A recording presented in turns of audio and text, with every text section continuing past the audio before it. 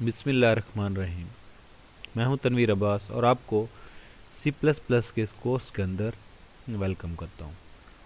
Video start करने से पहले अगर इस चैनल पे न्यू हैं तो चैनल को लाइक करें, सब्सक्राइब करें और अपने दोस्तों के साथ ज़रूर क्लिक करें और बेल आइकन पे लाजमी क्लिक करें ताकि आने वाले वीडियोस की नोटिफिकेशन आपको सबसे पहले मिल सके। तो आज हम स्टार्ट करने लगे हैं फंक्शंस। सी प्लस प्लस के अंदर फंक्शंस किस तरह से हम इस्तेमाल करते हैं, किस तरह से फंक्शन को बनाते हैं, फंक्शन के बनाने का मकसद क्या होता है, फंक्शन बनाने से हमें क्या फ़ायदा होगा, ये सारी चीज़ें आज हम डिस्कस करने वाले हैं। तो फंक्शन बेसिकली क्या है?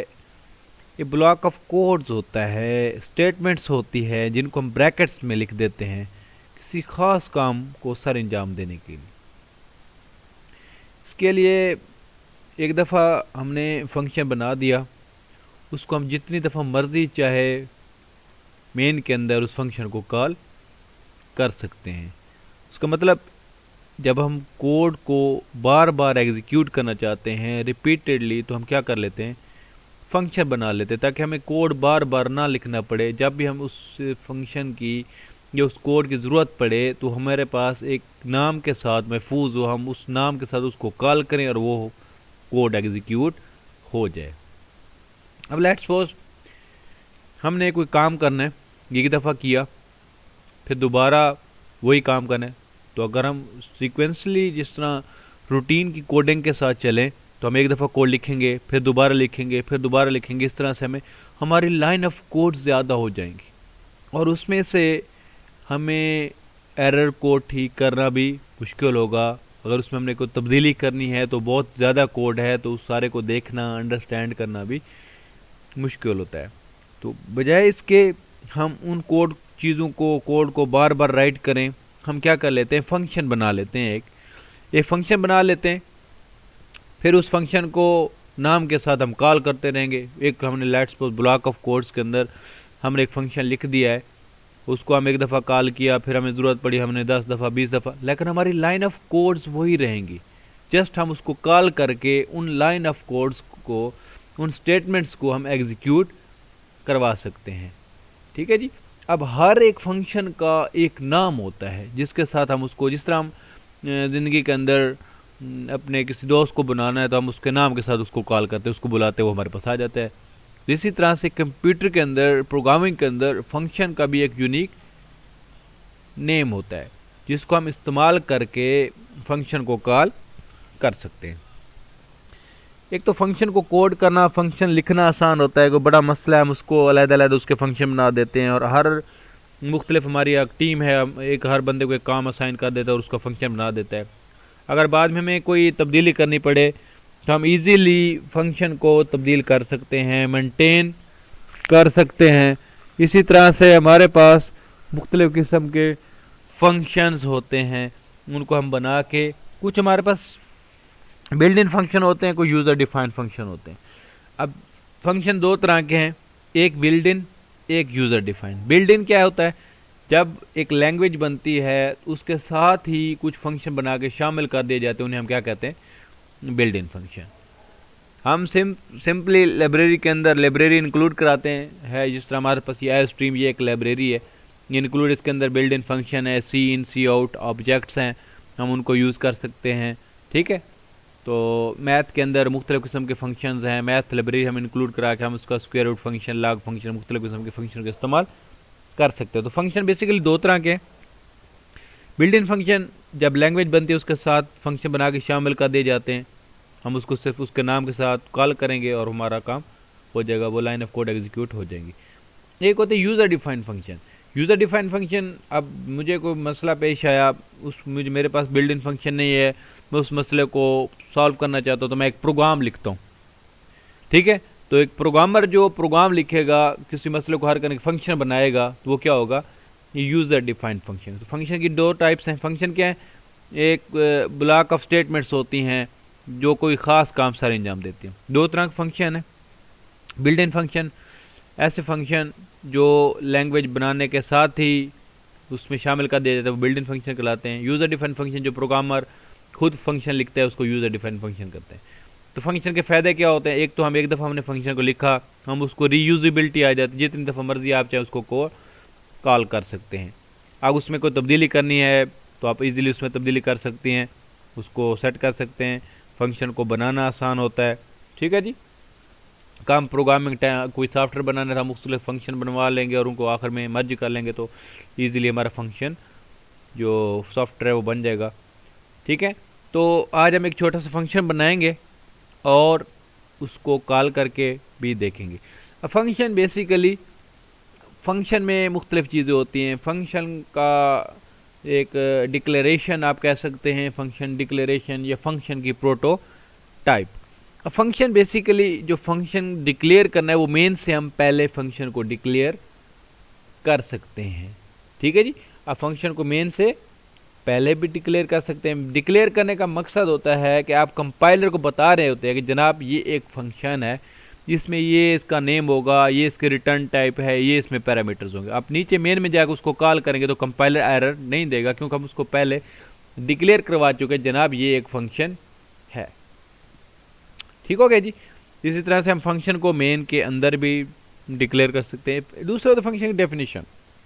फंक्शन डेफिनेशन क्या होती है? फंक्शन डेफिनेशन के इस फंक्शन ने एक्चुअल करना क्या है, उसके अंदर लाइन ऑफ कोड्स कौन सी हैं, उस फंक्शन ने क्या काम सर अंजाम देना है, उस फंक्शन की बॉडी के अंदर हम क्या लिखना चाह रहे हैं, क्या काम उससे करवाना चाहते हैं। जो उस फंक्शन की बॉडी के अंदर हम लाइन ऑफ कोड्स लिखेंगे, जो स्टेटमेंट्स लिखेंगे, वो बेसिकली फंक्शन की डेफिनेशन है। डेफिनेशन का मतलब है फंक्शन करेगा क्या। ठीक है, कि फंक्शन क्या करेगा, फंक्शन कैसे काम करेगा, उसके अंदर कौन सी स्टेटमेंट्स हैं, ये वो फंक्शन डेफिनेशन। ये भी हम मेन से पहले भी कर सकते हैं फंक्शन की डेफिनेशन, और मेन के बाद भी, या अलहदा फाइल के अंदर भी फंक्शन को डिफाइन कर सकते हैं।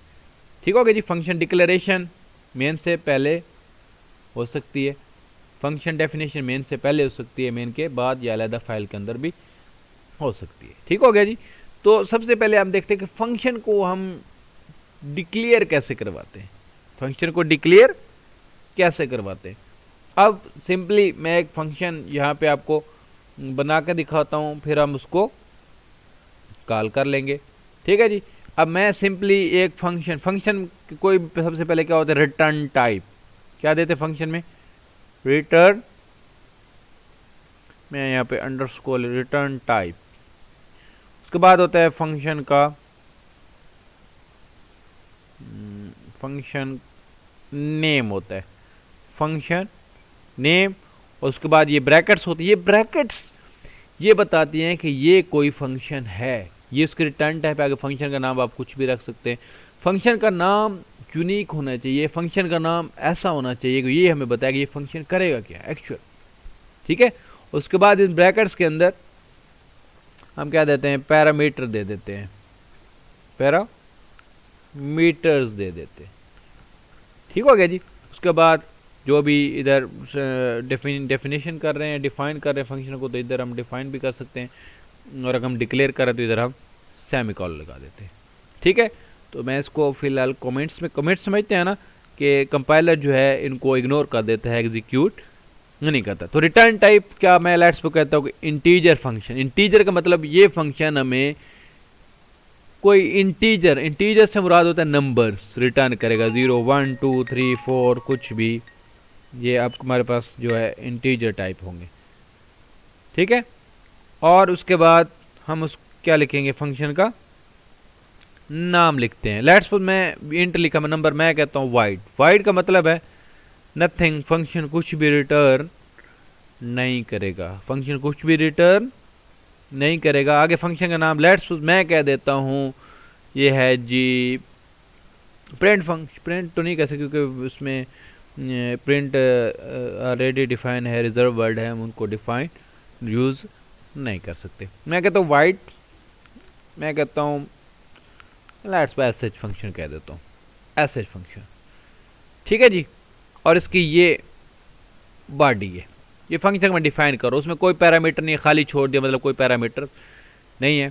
मैं कहता हूँ एक फंक्शन है, उसकी रिटर्न टाइप कुछ भी नहीं है, ये कुछ भी रिटर्न नहीं करेगा। ये आगे फंक्शन का नेम है और इसकी बॉडी ये। यहाँ पे मैं कहता हूँ जैसे इस फंक्शन को कॉल करें तो सी आउट मुझे क्या दिखाए, मुझे कुछ दिखा दे, कि मैं कहता हूँ S H function is call, तो आगे पता चले ना क्या हो रहा है। S H function is call, ऐसे फंक्शन को कॉल किया गया।